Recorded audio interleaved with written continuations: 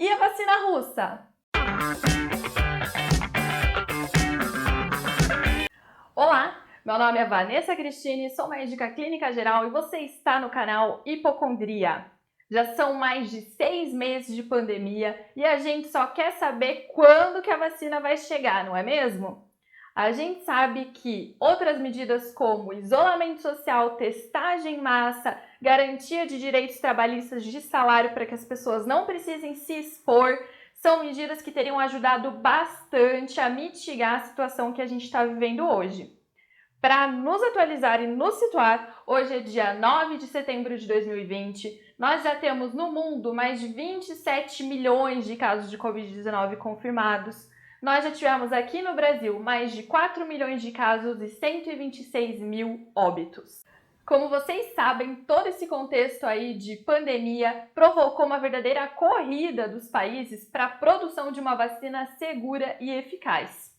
E a comunidade científica estava aí aguardando ansiosamente os resultados dos estudos da vacina russa, a Sputnik V.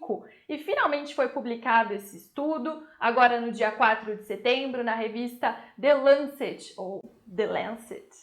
Bom, vamos falar desse estudo. Esse estudo foi um estudo de fase 1 e 2 que ocorreu entre os dias, ou melhor, entre os meses de junho e agosto agora de 2020. E se você não sabe do que eu estou falando, fase 1, fase 2, assiste o vídeo primeiro, confere lá, aí volta para cá para você entender o que a gente está conversando, ok?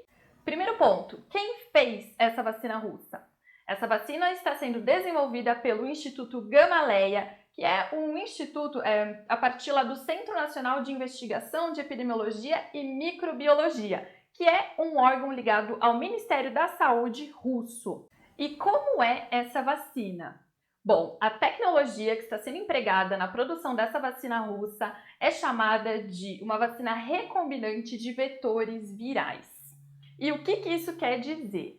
Você sabe que vetor é quando alguma coisa carrega alguma coisa, né? E nesse caso, o vetor que eles usaram é um vírus que a gente já conhece, chamado adenovírus, que é um vírus responsável por causar gripes e resfriados no mundo todo. Então eles pegaram esse vírus, usaram apenas a capinha dele e lá dentro eles colocaram uma parte de material genético do SARS-CoV-2, que é o nosso conhecido vírus da Covid-19. Olha só que coisa mais maluca. Eles fizeram tipo de um cavalo de Troia, sabe? Em que essa parte mais de fora ali, o cavalo de madeira, digamos assim, seria uma capa de um vírus já conhecido e a parte interna seria o material genético do SARS-CoV-2, mais especificamente o material genético responsável por produzir aquela famosa proteína S, que faz aquela coroazinha de espinho que dá nome ao coronavírus. Então, o que acontece? Na hora que esse cavalinho de Troia chega no nosso corpo, por ser a estrutura de um vírus, né? O vírus precisa entrar dentro da célula para conseguir replicar o seu material genético e sobreviver, né? Então, a hora que esse vírus entra dentro de uma célula nossa, aquele material genético do SARS-CoV-2 começa a replicar a proteína S. E aí, essa proteína, ao ser reconhecida como algo não próprio do nosso corpo, né? O nosso corpo responde produzindo anticorpos e ativando algumas células da resposta imune, células T, da resposta imune celular, para combater esse material estranho. A parte boa é que tanto o adenovírus, que é aquela capinha que vai fazer o cavalinho de Troia, como o pedacinho de material genético que está dentro, não são passíveis de causar doença na gente. Então, seria uma vacina segura, tá?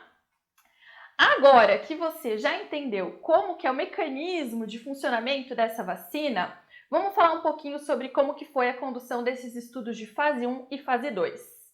Primeiro ponto, qual que foi o objetivo desse estudo de fase 1 e fase 2? Fase 1 é para testar a segurança e fase 2 no estudo de vacina é para testar a imunogenicidade. Esses foram os objetivos desse estudo publicado no The Lancet. Então, o objetivo era ver, primeiro, se não ia ter reações graves já identificáveis ali com poucas pessoas, né? E segundo, se era capaz de desenvolver uma resposta imune do nosso sistema. Qual foi a população-alvo desse estudo? foram 76 indivíduos, ou seja, 76 pessoas, a maioria deles sendo homens entre 18 e 60 anos, adultos saudáveis. Então, esse é um ponto que chama atenção também. Ou seja, por enquanto, essa vacina não foi testada em grupos de risco, ou seja, pessoas com comorbidades, pessoas idosas, tá? Esse é um ponto bem importante. Em termos de resultados, eles conseguiram provar o objetivo desse estudo, que era: ela é uma vacina que não provocou reações adversas graves nesse primeiro estudo com menos pacientes, né? E foi capaz de gerar uma resposta imune pelo nosso corpo através da geração da produção de anticorpos e através da produção de uma imunidade celular. Eventos adversos tiveram? Tiveram sim, mas aqueles que já acontecem com outras vacinas que a gente já conhece, como febre, dor local, uma dor de cabeça, dor no corpo e dor articular. Nenhum evento adverso grave foi relatado com essa vacina ainda. E o que a gente pode concluir desse estudo? Por enquanto, a gente só pode concluir isso, que ela é uma vacina segura nesses pacientes saudáveis, jovens que foram testados, e que ela é capaz de gerar uma resposta imune. Isso quer dizer que essa vacina funciona? Aí que vem o pulo do gato. Para uma vacina funcionar, ela precisa não só produzir anticorpos, a gente precisa que esses anticorpos sejam capazes de impedir uma infecção. Ou seja, uma pessoa que não tem a doença, que nunca se infectou, ao entrar em contato com o vírus, tem que ser capaz de gerar uma resposta imune protetora, uma resposta imune que vai impedir ela de ficar infectada. E isso os estudos de fase 1 e fase 2 não conseguem provar. Os estudos de fase 3, que são chamados grandes, né, ensaios clínicos randomizados, grandes trials, é que são capazes de provar eficácia. Por quê? Como eles vão ter milhares de pacientes sendo testados, geralmente estudos em vários países ao mesmo tempo, eles também vão ter um grupo controle, né? Ou seja, pessoas não vacinadas, e aí vão poder fazer os cálculos estatísticos para provar que a vacina realmente funciona. Somente depois de passar por esses estudos de fase 3 é que a vacina pode ser aprovada e aí liberada para comercialização e para uso pela população em geral. Alguns desses estudos de fase 3 estão acontecendo aqui no Brasil. Duas vacinas estão sendo usadas, uma vacina chinesa em parceria com o Instituto Butantan e a vacina britânica de Oxford. Aliás, essa vacina ainda ontem já deu um monte de notícia aí, né, por ter sido reportado um evento adverso grave, já nesses estudos de fase 3 que eu falei para vocês. Gente, isso é esperado que ocorra, inclusive é uma forma de mostrar transparência para a comunidade científica. Na hora que alguma coisa gera dúvida, precisa ser melhor investigada, para o estudo, investiga, vê o que está acontecendo para depois poder seguir com segurança.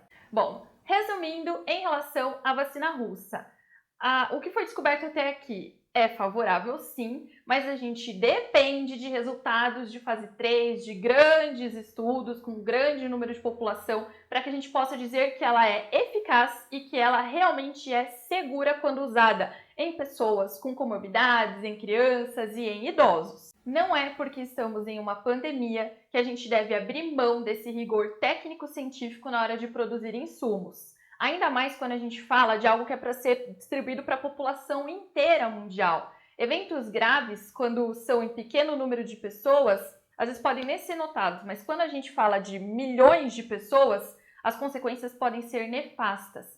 Por isso, o rigor técnico é tão importante que seja seguido.